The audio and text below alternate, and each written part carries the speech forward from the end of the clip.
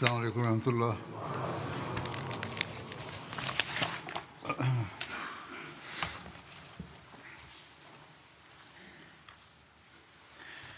أشهد أن لا إله إلا الله وحده لا شريك له وأشهد أن محمدا عبده ورسوله. أما بعد فأعوذ بالله من الشيطان الرجيم. بسم الله الرحمن الرحيم. الحمد لله رب العالمين الرحمن الرحيم مالك يوم الدين. إياك نعبد وإياك نستعين. اهدنا الصراط المستقيم صراط الذين أنعمت عليهم غير المغضوب عليهم ولا الضالين. لا زلت أتناول بيان جوانب مختلفة من سيرة النبي صلى الله عليه وسلم في الغزوات والسرايا، ونجد المصادر التاريخية ذكرت سرية عكاشة بن محصن رضي الله عنه، وكانت ناحية غمر المزروق في ربيع الأول في العام 6 الهجري. لقد كتب حضرة ميرزا بشير أحمد رضي الله عنه بصددها: بعث النبي صلى الله عليه وسلم الصحابي عكاشة بن محصن، وكان من المهاجرين، أميرا على 40 مسلما لمواجهة قبيلة بني أسد الذين كانوا معسكرين بالقرب من عين ماء تدعى الغمر، وكانت على مسافة 1 أيام من المدينة ناحية مكة. وصلت سرية عكاشة مسرعة إلى الغمر للحيلولة بين شرور بني أسد الذين كانوا يخططون ضد المسلمين. فلما وصلوا هناك علموا أن بني أسد بلغهم خبرهم، فتفرقوا هنا وهناك، فرجع عكاشة وأصحابه إلى المدينة ولم يقع أي قتال. وكذلك نجد ذكرى سرية محمد بن مسلمة التي وقعت في ربيع الآخر سنة 6 من الهجرة. بعث رسول الله صلى الله عليه وسلم محمد بن مسلمة رضي الله عنه في 10 نفر إلى بني ثعلبة وبني عوال، وهم بذي القصة، وبينها وبين المدينة 24 ميلا طريق الربذة. فوردوا هنالك ليلا، فأحدق بهم العدو وهم نيام، وكانوا 100 رجل، فلم يفطن لهم المسلمون إلا وهم قد حاصروهم.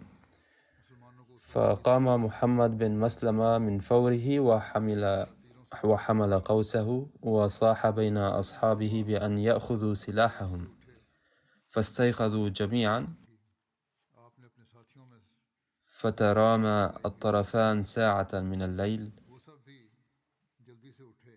ثم حملت الأعراب عليهم بالرماح فقتلوهم، إلا محمد بن مسلمة الذي وقع جريحا، فضرب كعبه حتى لم يقو على الحراك، فجرده القوم من الثياب وذهبوا. فمر بمحمد بن مسلمة والشهداء الآخرين رجل من المسلمين، فقرأ: إنا لله وإنا إليه راجعون.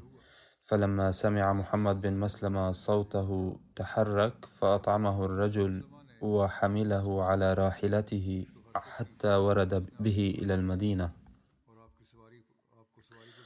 ونجد ذكر سرية سرية أرسلت للانتقام من الذين قتلوا أصحاب محمد بن مسلمة، وتسمى سرية أبي عبيدة بن الجراح رضي الله عنه. يقول حضرة ميرزا بشير أحمد رضي الله عنه بصددها: لما علم رسول الله صلى الله عليه وسلم بهذه الأوضاع، أي شهادة أصحاب محمد بن مسلمة في ذي القصة، بعث أبا عبيدة بن الجراح، وكان من قريش ومن كبار الصحابة، إلى ذي القصة لينتقم منهم.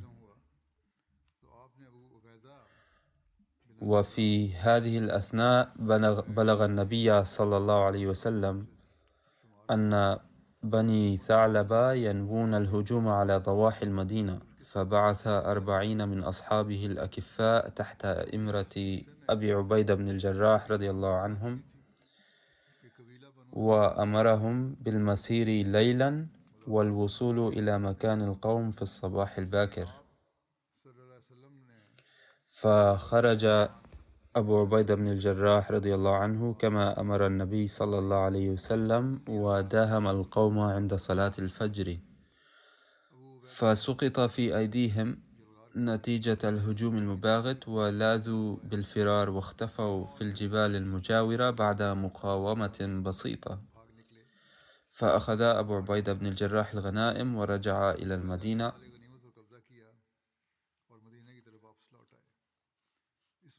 والصحابيان اللذان ذكرا في هذه المهمة الحربية، أعني محمد بن مسلمة وأبو عبيدة بن الجراح، كانا من كبار الصحابة. كان محمد بن مسلمة رضي الله عنه بطل مهمة قتل كعب بن الأشرف اليهودي، بالإضافة إلى شمائله وكفاءاته، حيث لقي هذا المفسد مصيره على يده. كان محمد بن مسلمة رضي الله عنه أنصاريا من قبيلة الأوس، كان من المستشارين المقربين لدى سيدنا عمر في خلافته رضي الله عنهما، وكان يبعثه لتحري الشكايات المرفوعة إليه ضد عماله. عندما فتح باب الفتنة الداخلية بين المسلمين بعد مقتل سيدنا عثمان رضي الله عنه، كسر محمد بن مسلمة سيفه على حجر وأخذ مكانه عصا. وعندما سئل عن ذلك قال: لقد سمعت رسول الله صلى الله عليه وسلم أنه إذا بدأ المسلمون يقتتلون فيما بينهم فاكسر سيفك والصق بيتك كالتصاق أرضية الغرفة بها.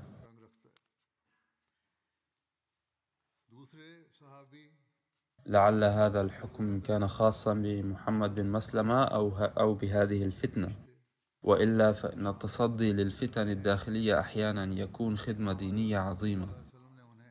والصحابي الآخر هو أبو عبيدة بن الجراح رضي الله عنه، والذي كان من كبار الصحابة ومن قريش، ومما يدل على مكانته السامية أن النبي صلى الله عليه وسلم قد سماه أمين الملة، وكان واحدا من الصحابيين اللذين عداهما سيدنا أبو بكر الصديق رضي الله عنه أهلا للخلافة بعد وفاة النبي صلى الله عليه وسلم.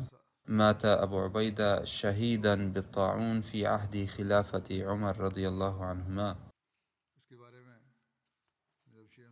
ثم هناك سرية زيد بن حارثة الذي بعثت إلى بني سليم. كتب حضرة ميرزا بشير أحمد رضي الله عنه بصددها في ربيع الأول من العام 6 الهجري بعد النبي صلى الله عليه وسلم إلى بني سليم نفرا من المسلمين بقيادة مولاه زيد بن حارثة رضي الله عنه. كانت هذه القبيلة مقيمة في الجموم، وكانت تحارب النبي صلى الله عليه وسلم منذ مدة، وقد ساهمت ضد المسلمين في غزوة الخندق مساهمة بارزة. لما وصل زيد بن حارثة مع أصحابه إلى الجموم الواقع على بعد حوالي 50 ميلا من المدينة، وجدوا المكان خاليا، لكنهم وجدوا هنالك امرأة من مزينة اسمها حليمة، وكانت من أعداء الإسلام، فأخبرت المسلمين عن مكان يرعى فيه بعض بني سليم مواشيهم، فاستفاد زيد بن حارثة من هذه المعلومة وداهم القوم هنالك، ففزع أكثرهم من هذا الهجوم المفاجئ وهربوا هنا وهناك، غير أن بعضهم وبعض مواشيهم وقعوا في أيدي المسلمين، فأخذهم زيد إلى المدينة. وبالصدفة كان من بين أولئك الأسرى زوج حليمة المزنية، أيضا كان زوجها أسير حرب، إلا أن النبي صلى الله عليه وسلم أطلق سراح حليمة، بل أطلق سراح زوجها أيضا بدون فدية، وذلك نظير ما آتت المسلمين من معلومات، فعادا كلاهما فرحين مسرورين إلى وطنهما. وهناك سرية زيد بن حارثة المرسلة إلى العيس، وقد وردت تفاصيلها في كتاب سيرة خاتم النبيين صلى الله عليه وسلم كالآتي: في جمادى الأولى من العام 6 الهجري بعث النبي صلى الله عليه وسلم من المدينة سرية قوامها 170 صحابيا تحت إمرة زيد بن الحارثة. وقد كتب أصحاب السير أن النبي صلى الله عليه وسلم بعث هذه السرية للتصدي لعير قريش كانت قادمة من الشام، علما أن قوافل قريش هذه كانت مسلحة دوما، وكانت تمر بالقرب من المدينة ما بين مكة والشام، وكانت تمثل خطرا دائما للمسلمين، كما كانت تحرض قبائل العرب ضد المسلمين حيثما مرت، وبسبب ذلك اشتعلت نار خطيرة من العداوة ضد المسلمين في جميع أنحاء البلاد. لذلك كان من الضروري وقفهم. باختصار، عندما علم النبي صلى الله عليه وسلم بخبر القافلة أرسل إليهم زيد بن حارثة رضي الله عنه، الذي تقدم بحذر شديد حتى فاجأ القافلة في موقع العيس. العيس موضع يقع على مسافة 4 أيام من المدينة باتجاه البحر، وبما أنه كان هجوما مفاجئا لم يستطع أهل القافلة مواجهة هجوم المسلمين وفروا تاركين متاعهم. أسر زيد بعض الأسرى واستولى على متاع القافلة وتوجه إلى المدينة وحضر في خدمة النبي صلى الله عليه وسلم. في هذه الأحداث نجد ذكر أسر أبي العاص بن الربيع واعتناقه الإسلام، وتفصيل ذلك كما يروي ابن إسحاق أن أبا العاص بن الربيع خرج قبيل فتح مكة تاجرا إلى الشام بمال له وأموال لرجال من قريش، ولما فرغ من تجارته وأقبل قافلا لاقيته سرية لرسول الله صلى الله عليه وسلم، فأصابوا ما معه وأسروا أفراد القافلة. وكتب ابن سعد أن زيدا أسر هذه القافلة التي كان فيها أبو العاص وأحضرهم إلى المدينة. وقال الإمام الزهري وابن عقبة إن أبا بصير وأبا جندل ورفاقهما هم من أصابوا أموال قافلة أبي العاص وأسروهم، وكان مقرهم في سيف البحر، وقد سبق ذكر سيف البحر وهو ساحل البحر في نواحي العيس.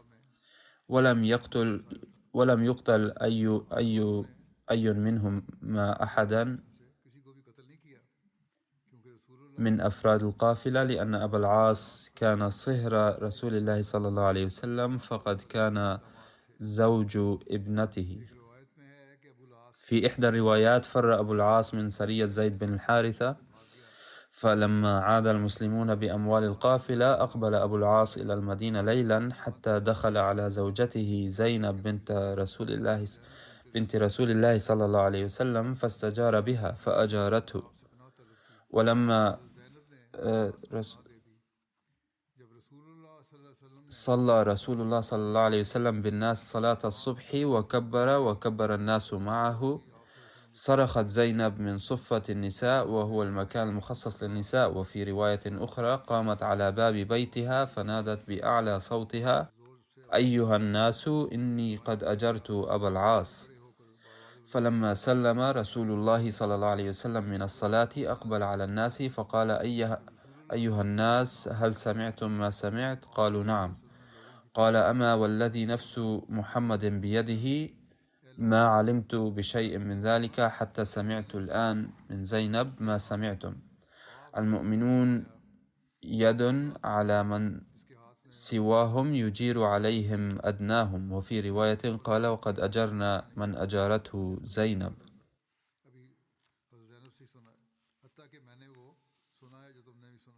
ثم دخل رسول الله صلى الله عليه وسلم إلى منزله فدخلت عليه زينب فسألته أن يرد على أبي العاص ما أخذ منه فقبل.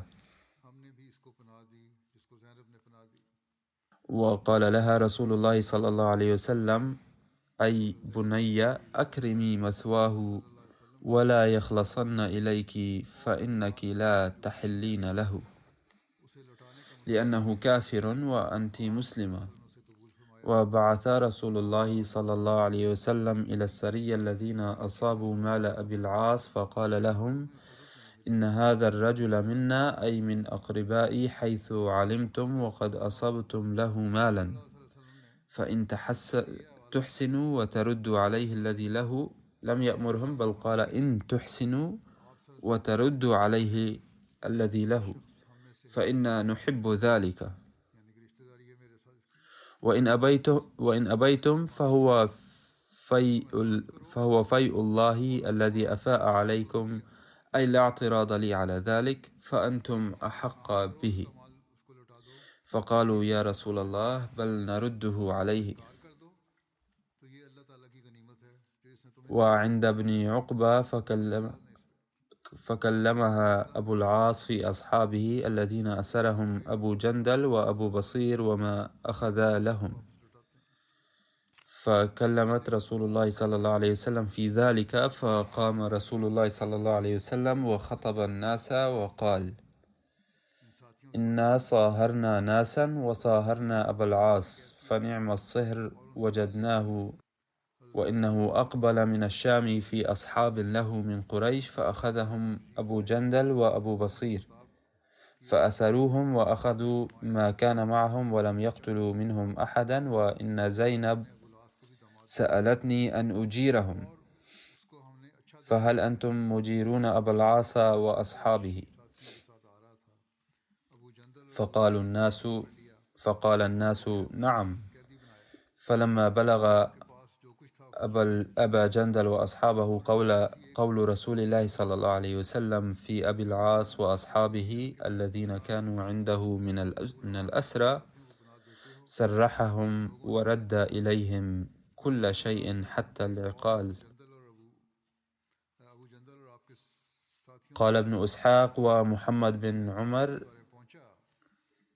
ردوا عليه كل شيء حتى أن الرجل ليأتي بالدلو ويأتي الرجل بالشنة والأدوات، حتى أن أحدهم ليأتي بالشظاظ، حتى ردوا عليه ماله بأسره لا يفقد منه شيئا.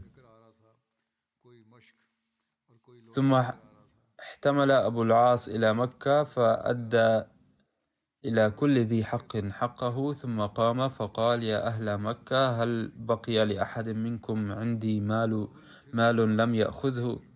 يا أهل مكة هل أوفيت ذمتي؟ قالوا: اللهم نعم، فجزاك الله خيرا فقد وجدناك وفيا كريما. قال أبو العاص: فإني أشهد أن لا إله إلا الله وأن محمدا عبده ورسوله، والله ما منعني من الإسلام عنده أي عند النبي حين كنت في المدينة إلا أني خشيت أن تظنوا أني إنما أردت أن آكل أموالكم، فلما أداها الله إليكم وفرغت منها أسلمت. ثم خرج حتى قدم على رسول الله صلى الله عليه وسلم المدينة. وكتب حضرة ميرزا بشير أحمد رضي الله عنه عن ذلك ما يلي: كان من بين الأسرى الذين أسروا في سرية العيس أبو العاص بن الربيع الذي كان صهر النبي صلى الله عليه وسلم ومن أقارب السيدة خديجة رضي الله عنها المقربين، وقد أسر قبل ذلك في غزوة بدر، لكن النبي صلى الله عليه وسلم أطلق سراحه آنذاك بشرط أن يرسل ابنته زينب إلى المدينة عند وصوله مكة. وقد أوفى أبو العاص بوعده لكنه ظل على شركه. عندما جاء به زيد بن حارثة أسيرا إلى المدينة كان الوقت ليلا، واستطاع أبو العاص بطريقة ما إرسال خبر إلى زينب يخبرها بأسره ويطلب مساعدتها إن استطاعت. وبينما كان النبي صلى الله عليه وسلم وأصحابه مشغولين بصلاة الصبح، نادت زينب بصوت مرتفع من داخل البيت قائلة: أيها المسلمون، إني قد أجرت أبا العاص. وعندما انتهى النبي صلى الله عليه وسلم من الصلاة التفت إلى أصحابه وقال: قد سمعتم ما قالت زينب، والله ما علمت بشيء من ذلك، ولكن المؤمنون يد واحدة، وإذا أجار أحدهم كافرا وجب احترام ذلك. ثم التفت إلى زينب وقال: من أجرت فقد أجرناه. وأعيدت إلى أبي العاص الأموال التي أخذت منه في هذه السرية. ثم دخل النبي صلى الله عليه وسلم البيت وقال لابنته زينب: أكرمي مثواه ولكن لا تخلي به، لأنه ليس مناسبا لك أن تلتقي به في الظروف الحالية. بعد الإقامة في المدينة لبضعة أيام عاد أبو العاص إلى مكة، لكن ذهابه إلى مكة هذه المرة لم يكن بغرض الإقامة هناك، إذ قد أنهى أموره التجارية بسرعة ونطق بالشهادتين وتوجه إلى المدينة، حيث أسلم عند وصوله إلى النبي صلى الله عليه وسلم.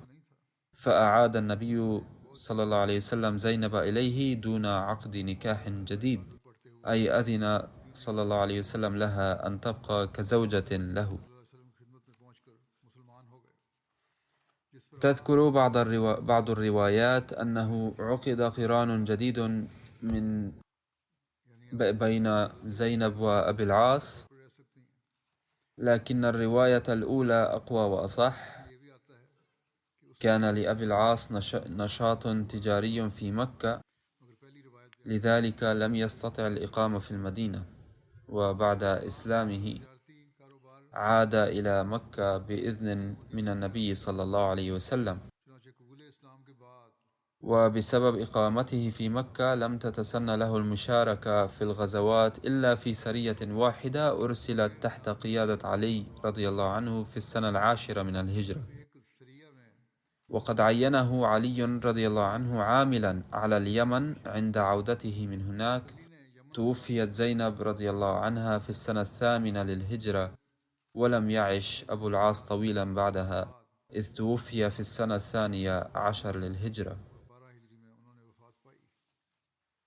ثم نجد ذكر غزوة تسمى غزوة بني لحيان، وينطق هذا الاسم بكسر اللام وفتحها، أي لحيان ولحيان أيضا. كان بنو لحيان فرعا من بني هذيل. كان وادي عسفان على بعد 3 مراحل من مكة، وكان بنو لحيان يسكنون في وادي غران الذي يقع على بعد 5 أميال شمال شرق وادي عسفان. هناك اختلاف حول العام والشهر الذي وقعت فيه غزوة بني لحيان، فبحسب العلامة ابن سعد وقعت هذه الغزوة في بداية ربيع الأول من السنة 6 للهجرة. وقال محمد بن عمر كانت في رجب من السنة السادسة. وقال العلامة ابن إسحاق: وقعت هذه الغزوة بعد 6 أشهر من غزوة بني قريظة في جمادى الأولى من السنة السادسة للهجرة. وكتب العلامة الحاكم أنها كانت في شهر شعبان. وذكر العلامة ابن حزم أنها وقعت في السنة الخامسة. وقال العلامة الذهبي في السنة السادسة. وقال بعض كتاب السيرة أنها في السنة الرابعة للهجرة. وقد استنتج ميرزا بشير أحمد رضي الله عنه أنها وقعت في جمادى الأولى من السنة السادسة للهجرة الموافق لسبتمبر 627 ميلادي. وكتب قائلا: هناك اختلاف بين المؤرخين حول تاريخ وقوع غزوة بني لحيان. ذكر ابن سعد أنها كانت في ربيع الأول من السنة السادسة للهجرة، لكن ابن إسحاق والطبري صرحا بأنها وقعت في جمادى الأولى من السنة السادسة. ثم قال ميرزا بشير أحمد رضي الله عنه: أوافق رأي ابن إسحاق في هذا الأمر لأنه الأصح في رأيي، والله أعلم. وعن خلفية غزوة بني لحيان يكتب ميرزا بشير أحمد رضي الله عنه مشيرا إلى حادثة أصحاب الرجيع المؤلمة قائلا: في تلك المناسبة قتل دون هوادة وبقسوة وغدر 10 مسلمين أبرياء وأرسلوا لتبليغ دعوة الإسلام بأمن وسلام. وكان بنو لحيان وراء هذه الفتنة كلها، وكانوا يسكنون في ذلك الوقت في وادي غران بين مكة والمدينة. وطبعا حزن النبي صلى الله عليه وسلم بشدة من هذه الحادثة. ولما كان موقف بني لحيان لا يزال عدائيا ومثيرا للفتن، وكان هناك خوف من أن يتسببوا في المزيد من الفتن ضد المسلمين مستقبلا، فرأى النبي صلى الله عليه وسلم مناسبا إداريا أن يعاقبهم حتى يأمن المسلمون من فتنهم في المستقبل على الأقل. عين النبي صلى الله عليه وسلم ابن أم مكتوم نائبا على المدينة، وخرج صلى الله عليه وسلم بنفسه مع 200 صحابي و20 فرسا من المدينة متجها شمالا نحو طريق الشام، مع أن بني لحيان كانوا يسكنون في جنوب المدينة في الحجاز قرب طريق مكة. وكان سبب التوجه إلى الشمال هو رغبة النبي صلى الله عليه وسلم في شن الهجوم عليهم على حين غرة منهم حتى لا يهربوا عند سماعهم خبر الهجوم. ولهذا الغرض اختار طريقا كان متروكا بوجه عام، وسار بسرعة حتى وصل إلى قرية غران حيث استشهد أصحابه. دعا النبي صلى الله عليه وسلم بالرحمة لأصحابه الشهداء. ولما علم بنو لحيان بقدومه صلى الله عليه وسلم فروا إلى قمم الجبال ولم يقبض على أي منهم. أقام النبي صلى الله عليه وسلم هناك يوما أو يومين، وأرسل مجموعات في كل اتجاه، ومع ذلك لم يتم القبض على أحد. وعند وصوله إلى وجهته المقصودة أقام هناك لبعض الوقت. تروي الروايات أنه عندما وصل صلى الله عليه وسلم في هذه الرحلة إلى المكان الذي استشهد فيه صحابته غمرته الرقة الشديدة، ودعا للشهداء بإلحاح شديد. وقد ورد أنه عندما لم يتحقق هدف الهجوم المفاجئ على بني لحيان بسبب هروبهم إلى الجبال، توجه النبي صلى الله عليه وسلم إلى عسفان حتى يظن أهل مكة أنهم متجه إليها. وفقا لابن إسحاق أرسل صلى الله عليه وسلم بعد ذلك فارسين. وبحسب ابن سعد أرسل أبا بكر رضي الله عنه مع عشرة فرسان حتى يسمع عنهم قريش ويخافوا منهم. ذهب أبو بكر رضي الله عنه إلى كراكاء الغنيم،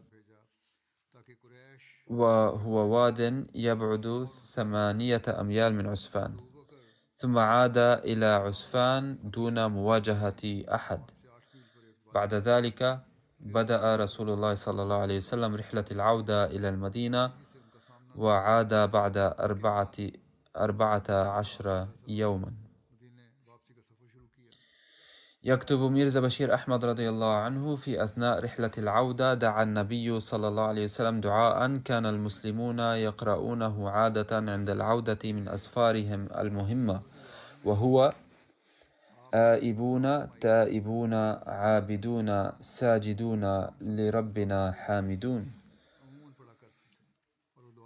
وكان النبي صلى الله عليه وسلم نفسه يدعو بهذا الدعاء عادة في أسفاره اللاحقة، وأحيانا كان يضيف إليه: صدق الله وعده ونصر عبده وهزم الأحزاب وحده. يقرأ حضرته الآن ترجمة هذا الدعاء. هذا الدعاء الذي ذكره أهل السير فيما يتعلق بغزوة بني لحيان وأكده المحدثون يحمل في طياته حالة خاصة، ومن خلال دراسته يمكننا تقدير المشاعر التي كانت تختلج في قلوب النبي صلى الله عليه وسلم الطاهر، فداه نفسي في تلك الأوقات العصيبة والتي أراد أن يغرسها في صحابته.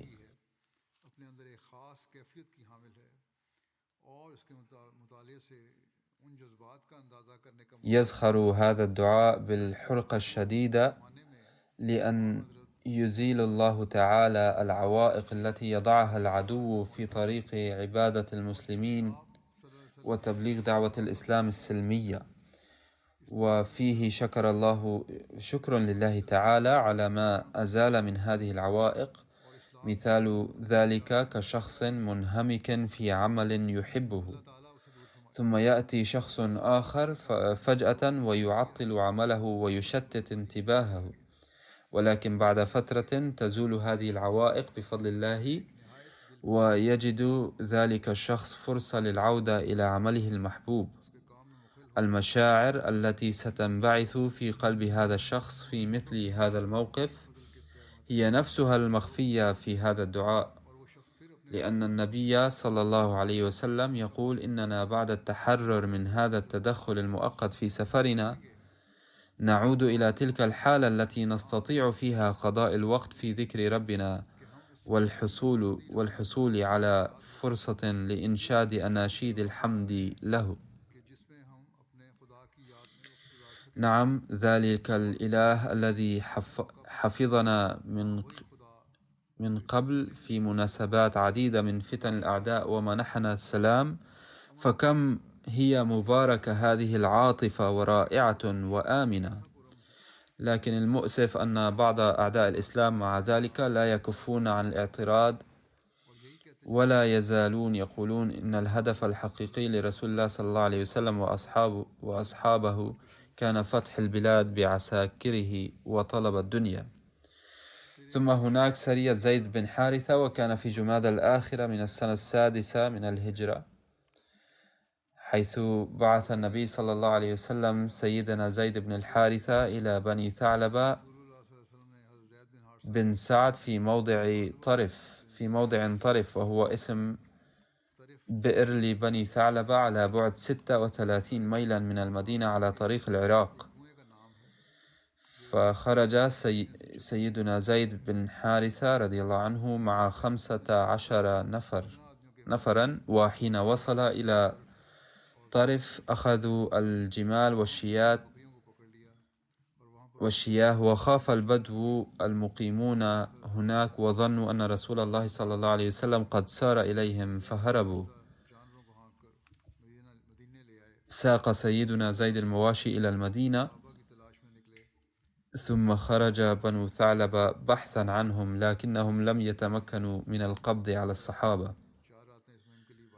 وكان عدد الجمال التي ساقوها 20، وقد غابوا عن المدينة 4 ليال لهذه المهمة ولم يحدث القتال. وكان شعار المسلمين في هذه السرية أمت أمت، والبقية مستقبلا إن شاء الله.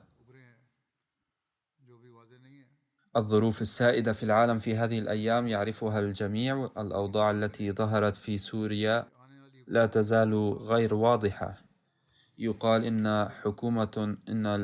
الحكومة الظالمة والطاغية قد انتهت، لكن أدعو الله تعالى أن تكون الحكومة القادمة عادلة. يكرر القادمون الجدد دعواهم أنهم سيعدلون، لكن ما نراه عادة هو أنه عندما يحصل الثوار على السلطة يقولون شيئا ويفعلون شيئا آخر. نسأل الله تعالى أن يحفظ الأحمديين في تلك المناطق. يكتب المحللون أن الناس يحتفلون بنهاية الظلم، لكن لا أحد يعرف ما سيحدث في المستقبل. إسرائيل أيضا تهاجم هذه المناطق بدون سبب. تبدو نواياهم ضد العالم الإسلامي خطيرة، ومن هذا المنطلق ليس ثمة بلد آمن. من هذا المنطلق أدعو من أجل باكستان وإيران وباقي البلدان أيضا. نسأل الله تعالى أن يهب المسلمين الحكمة والوعي، وأن ينهي الطائفية والجشع للسلطة، وأن يوحدهم. إذا استمرت هذه التصرفات من المسلمين فكيف يمكن أن يساعد الله هؤلاء الظالمين الذين يقتلون شعبهم؟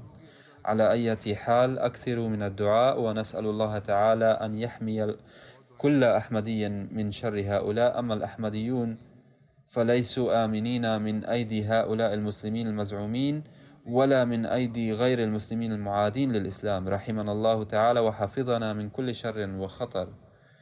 وكذلك تحدث في العالم كوارث كثيرة هذه الأيام. ففي الأيام الماضية ضرب طوفان جزر مايوت، حيث يوجد أحمديون هناك، وهم بفضل الله في أمان، والجماعة تقدم الخدمات هناك، وقد أشادت الحكومة بذلك. وفي حين يبيع الناس الطعام بأسعار باهظة والجياع لا يجدون ما يأكلون، تقوم الجماعة بفضل الله تعالى بخدمة الناس وإطعامهم. فادعوا الله تعالى أن يحفظها هذه الجزر من الكوارث الطبيعية. بعد الصلاة سأصلي جنازة المرحومين. الجنازة الأولى هي للشهيد أمير حسن موراني، كان ابن السيد در محمد من نصرة أباد في محافظة ميربور خاص. استشهد في الأيام الماضية. إنا لله وإنا إليه راجعون. كان عائدا من المسجد إلى بيته عندما أطلق عليه الرصاص فأردي شهيدا. كان المرحوم موصيا، ترك وراءه والدته وزوجته وولدين وثلاث بنات وإخوة وأخوات. وبحسب التقرير الوارد كان أمير حسن عائدا إلى منزله بعد صلاة التهجد وصلاة الفجر جماعة في 13 من ديسمبر، وكان معه ابنه عزيزي تيمور البالغ من العمر 12 عاما. هناك شارع بين منزله والمسجد، وكان المرحوم قد عبر الشارع بالكاد إذ اقترب منه شخصان مجهولان ملثمان على دراجة نارية، فسألاه عن اسمه، وعندما تعرفا عليه أطلقا عليه النار. أصابت المرحوم 5 طلقات نارية فأردي شهيدا على الفور. إنا لله وإنا إليه راجعون. بعد ذلك ثم هرب المهاجمان من الموقع، وقد حفظ الله تعالى ابنه العزيز تيمور بشكل إعجازي، وهو أبدى شجاعة ومعنوية كبيرة وأبلغ أحباء الجماعة بالحادث. دخلت الأحمدية إلى عائلة الشهيد من خلال والد جده من قبل الأم السيد دهني بخش، الذي بايع في عام 1937 في عهد الخلافة الثانية. ولم يكن جد الشهيد من قبل الأب أحمديا، ولكن باقي العائلة بما فيهم أعمامه قبلوا الأحمدية. بايع والد الشهيد المرحوم در محمد في عهد الخليفة الثاني عام 1964 من خلال الأستاذ سيد داود مظفر شاه، الذي كان يعمل هناك في أعمال الزراعة في ذلك الوقت. كان الشهيد يعمل في الزراعة، وكان يعمل أيضا كحارس في نصرة أباد منذ فترة، وخدم كقائد لمجلس خدام الأحمدية، وكان يخدم الجماعة وقت استشهاده سكرتيرا لوقف نو. كان له علاقة قوية من الإخلاص والوفاء مع الخلافة، كان مضيافا وذا طبع حليم. تقول والدته: إنه لشرف عظيم لنا أن نبني نال الشهادة، وإذا احتاج الأمر للتضحية بابن الآخر من أجل الجماعة فسأفعل. إنها شجاعة جدا. كان دائما يهتم بإخوته بعد وفاة والده.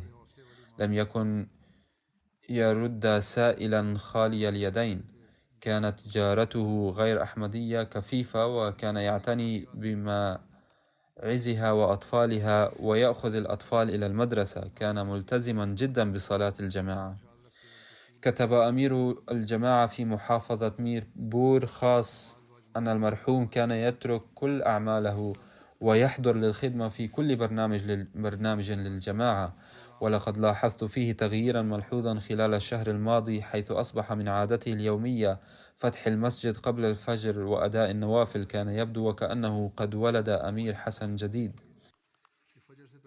يقول الأستاذ خالد بلوش، وهو أستاذ في الجامعة وقريب للمرحوم: إن من أبرز صفاته الشجاعة مساعدة الآخرين. كان دائما يناقش الأمور الروحانية عند اللقاء، وخاصة كيفية تحسين العلاقة بين الله وعباده. كتب مرب آخر أن الشهيد كانت له علاقات طيبة مع غير الأحمديين في المنطقة. جاء الناس من أماكن بعيدة للتعزية بوفاته، وقال الجميع إنه كان شخصا محبا للجميع ويساعد كل من في ضيق. نسأل الله تعالى أن يتغمده برحمته ومغفرته ويرفع درجاته ويحفظ أولاده. الجنازة الثانية هي لمولانا السيد عبد الستار رؤوف المبلغ في ماليزيا، الذي توفي مؤخرا عن عمر يناهز 75 عاما. إنا لله وإنا إليه راجعون. كان قد نال شرف قبول الأحمدية في 15 من يناير عام 1973، ثم التحق بالجامعة الأحمدية في ربوة في أكتوبر 1977، وأكمل دورة المبشرين. خدم الجماعة في بلدان مختلفة. عين مبلغا في إندونيسيا عام 1985، ثم أرسل إلى جزر فيجي حيث خدم عدة سنوات، ثم أعيد إلى إندونيسيا وأرسل إلى ماليزيا فنشر الدعوة هناك، ثم عين مبلغا في فيتنام لبضع سنوات، ثم عاد للخدمة في ماليزيا. كان خدوما مخلصا، ترك وراءه زوجة وابنة و3 أبناء. كتب معارفه أنه كان مكرسا تماما للجماعة، وكان يحث الإخوة على التضحية والوقف. كان ودودا ويستر عيوب الآخرين، فبجهوده لنشر الدعوة انضم الكثيرون إلى الجماعة. كان يحب النبي صلى الله عليه وسلم حبا لا حدود له. كلما ذكر أمامه النبي صلى الله عليه وسلم دمعت عيناه. عندما كان يطلب منه الخدمة في بلدان أخرى كان يترك زوجته وأطفاله خلفه ويذهب دون تردد، وكان دائما مستعدا للتضحية من أجل الجماعة. نسأل الله تعالى أن يتغمده برحمته ومغفرته ويرفع درجاته ويوفق أبناءه لمواصلة حسناته. الحمد لله نحمده ونستعينه ونستغفره ونؤمن به ونتوكل عليه ونعوذ بالله من شرور أنفسنا ومن سيئات أعمالنا. من يهده الله فلا مضل له ومن يضلل فلا هادي له، ونشهد أن لا إله إلا الله ونشهد أن محمدا عبده ورسوله عباد الله رحمكم الله إن الله يأمر بالعدل والإحسان وإيتاء ذي القربى وينهى عن الفحشاء والمنكر والبغي يعظكم لعلكم تذكرون اذكروا الله يذكركم وادعوه يستجب لكم ولذكر الله أكبر